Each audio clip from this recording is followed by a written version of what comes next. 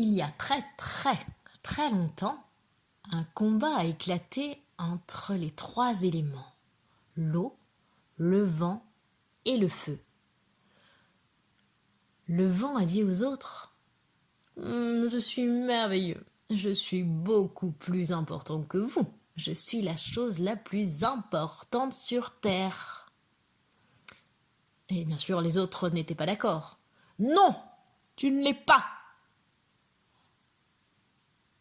Si, je le suis. Je fais beaucoup de choses. Je dessèche la terre après une forte pluie. J'aide à disperser les graines et le pollen, de sorte que les usines puissent se développer. Je porte les cerfs-volants des enfants et sèche le linge de leur famille. Je porte les nuages, les papillons et les abeilles par le ciel. Et la chose la plus importante est que le Créateur m'a utilisé pour porter de grands signes aux personnes de la terre. Je suis très important, et vous, non. Et il se met à souffler une grande rafale d'air chaud juste dans leur visage. Ah, c'est ainsi, s'exclame le feu. Eh bien moi, j'apporte la chaleur du soleil et j'allume le jour. Je fais cuire la nourriture, je maintiens les personnes au chaud et je change l'argile en poterie. Et le plus important est que le Créateur m'a utilisé encore plus que vous deux pour parler aux personnes de la terre. C'est donc moi la chose la plus importante sur terre.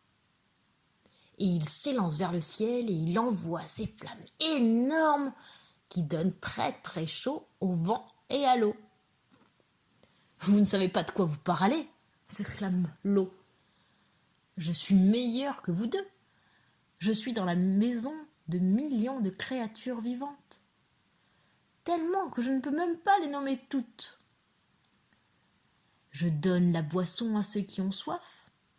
Que feraient les enfants sans moi pour nager pendant l'été quand il fait si chaud? Et il y a des choses encore plus importantes que le Créateur a fait dépendre de moi, comme bénir, épurer, éteindre la soif des enfants de la terre entière. Je suis vraiment, aux yeux du Créateur, la meilleure chose et la plus merveilleuse. Le vent, il n'est pas d'accord, il est très fâché. Je porte les oiseaux et toutes sortes de choses. Comment pouvez-vous penser que vous êtes plus grand que moi? Je suis sûr d'être plus grand que vous deux.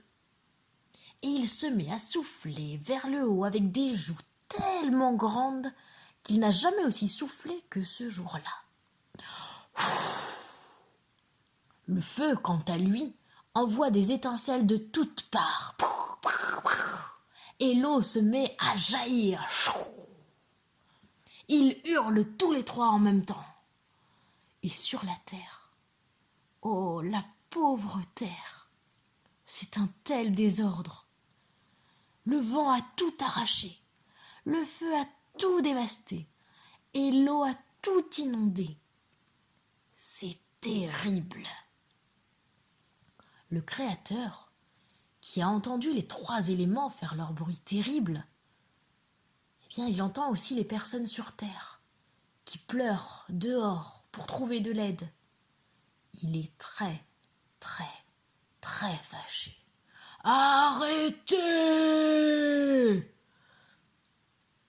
Alors, les trois éléments s'arrêtent et regardent autour d'eux. Ils constatent le terrible désordre qu'ils ont fait sur terre. Ils se sentent très malheureux d'avoir fait de telles choses, car après tout, ils n'ont pas un si mauvais fond. Nous sommes égoïstes, dit le feu. Oh oui, nous le sommes, dit l'eau. Regardez ce que nous avons fait, dit le vent. Nous devons réparer nos bêtises maintenant. Alors l'eau éteint les incendies, le vent assèche les inondations, et le feu brûle vers le ciel toutes les choses que le vent a détruites. Finalement, tout est rentré dans l'ordre. Vous savez, j'ai appris quelque chose de tout ceci. Nous n'avons pas besoin de nous combattre au sujet de celui qui serait le plus important, parce que nous sommes tous importants. Le Créateur a donné à chacun de nous un travail spécial à faire. Oui, dit l'eau. Nous dépendons tous les uns des autres. Mieux vaut que nous travaillions ensemble et utilisons nos talents spéciaux qui nous ont été donnés, et nous n'en serons que plus heureux. Alors le monde sera une maison paisible pour tous. Ainsi, l'eau, le vent et le feu redeviennent de très bons amis. Ils se comportent le mieux qu'ils peuvent, la majeure partie du temps, jusqu'à ce que le temps provoque un orage, ou que le feu détruise quelques arbres, ou encore que l'eau décide de faire une inondation. Personne n'est parfait,